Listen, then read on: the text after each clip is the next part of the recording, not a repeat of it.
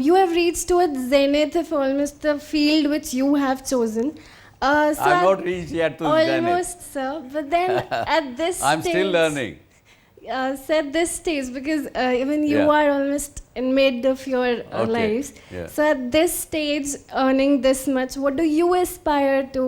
I think most of us be wanting to know, and if you tell us, and I think most of our problems can be sorted out with this if you. Okay, thank you. Thank you, That sir. is what this show is about. मैंने पहले भी कहा है कुछ discussions में, मैंने जब अपना कॉलेज से मुझे बुला लिया गया, फैमिली को बड़ा बिजनेस में लॉस लगा. My grandfather wrote me a postcard. उन दिनों में पोस्ट कार्ड होता था, हॉस्टल में पढ़ता था. उन्होंने बुला लिया कि भैया तेरे फीस के पैसे देने को नहीं है, तेरा खर्चा उठाने को नहीं, घर वापस आ जाओ. ठीक है.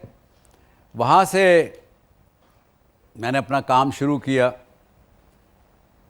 तो पहला गोल मैंने रखा, उस वक़्त की एस्पिरेशन मेरी जो थी वो ये थी कि मुझे किसी तरह से 5 लाख रुपया कर्जा अपने परिवार का, अपनी फैमिली का चुकाना है. इसके अलावा ना मैंने कभी सोचा, ना मैंने देखा. मेरे ग्रैंडफादर ने कहा कि बेटा अभी तो शादी के लायक हो गए हो, शादी कर लो. मैं कहा नहीं, जब तक कर्जा नहीं चुका लूँगा शादी नहीं करूँगा. उसके बाद वहाँ जब कर्जा उतर गया, अपना आगे बढ़े, उसके बाद एस्पिरेशन आगे बढ़ती चली गई, और आगे बढ़ते चले गए, और आगे बढ़ते. हर जगह हर कदम पर वो एस्पिरेशंस बदलती रही.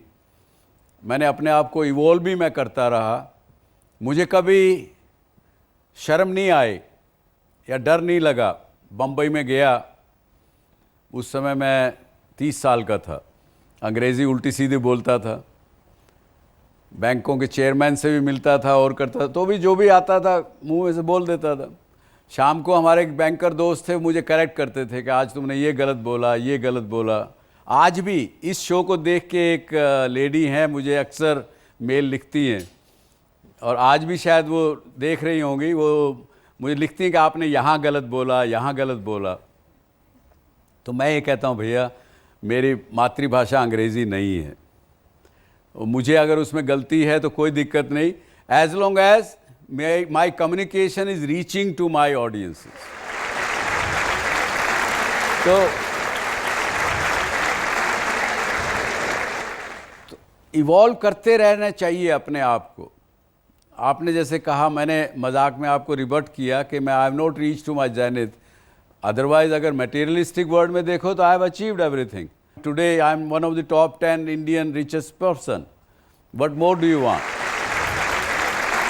लेकिन मैं समझता हूँ कि ये जो शो जैसे शुरू हुआ, I am evolving my self more and more. जैसे आपसे डिस्कशन कर रहा हूँ तो मुझे भी कुछ चीज़ें नई सीखने को मिलती हैं. आप लोगों से रिस्पॉन्स मिलता है, मेल्स आती हैं, उनके जवाब देता हूँ, उसमें मुझे भी समझ में आता है.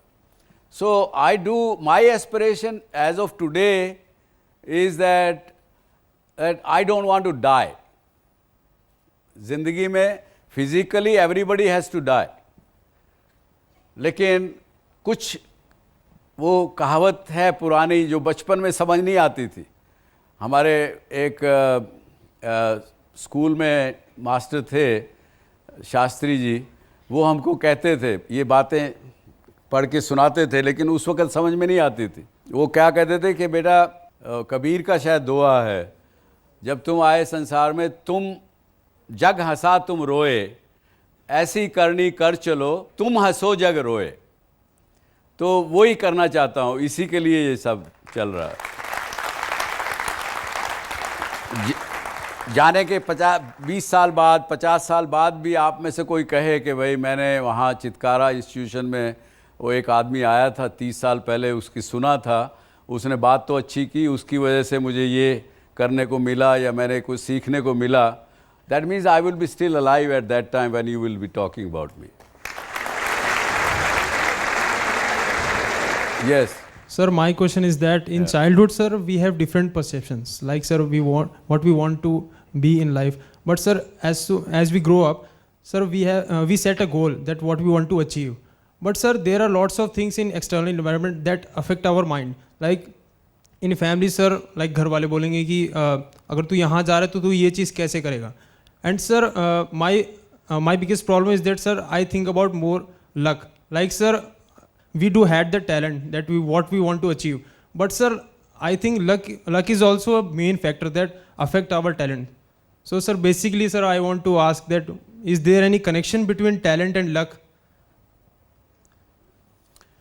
Sir, or luck affects our talent नहीं achieving our goal?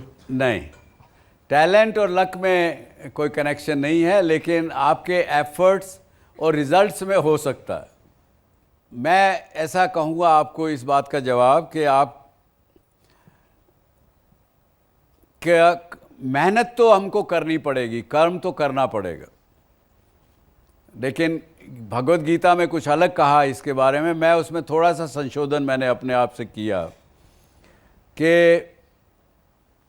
95% is your effort, आपकी मेहनत, आपके कर्म, 5% लक.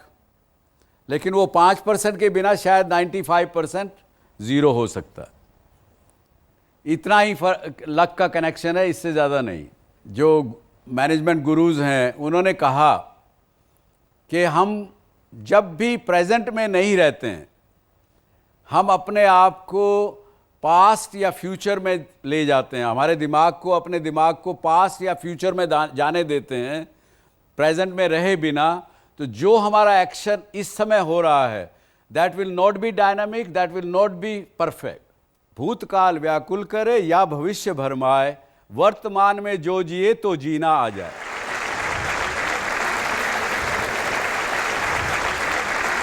और अब मुझे क्या करना है इस समय में, अगर मैं अपना एग्ज़ाम दे रहा हूँ या दे रही हूँ, इस समय मुझे वही ध्यान करना चाहिए. जहाँ पे आपने सोच लिया, फ्यूचर में दिमाग चला गया, मैं फेल हो गई तो की करांगे, घर वाले की जवाब देंगे. जैसे ही दिमाग में वो चला गया, आपका क्वेश्चन आंसर पेपर जो है वो कुछ ना कुछ गलती करेगा. तो अपने आप को, दिमाग को प्रेजेंट में रखने की कला सीखना चाहिए. And then you will achieve 100% so that you can defeat the luck.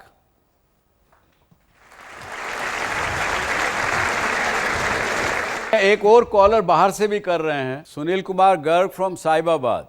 Garg साहब बताइए. मैं सर मैं पहले आपका बहुत बहुत धन्यवाद देना चाहता हूँ. आपके शो में सर जितनी हमारी प्रेजेंट प्रॉब्लम्स होती हैं उनका काफ़ी अपने आप आंसर मिल जाता है. मैं सर एक क्वेश्चन ये पूछना चाह रहा था कि मैनेजमेंट के गोल को अचीव करने के लिए हमको क्या क्या एफर्ट्स करने चाहिए. आपके अभी सवाल करने से पहले मैंने अभी यहाँ भी ये शेयर किया कि अपने दिमाग को प्रेजेंट में रख के अपना काम करिए. दिमाग को इधर उधर मत भटकने दीजिए, तो आपका काम बढ़िया होगा और मैनेजमेंट आपसे खुश होगा.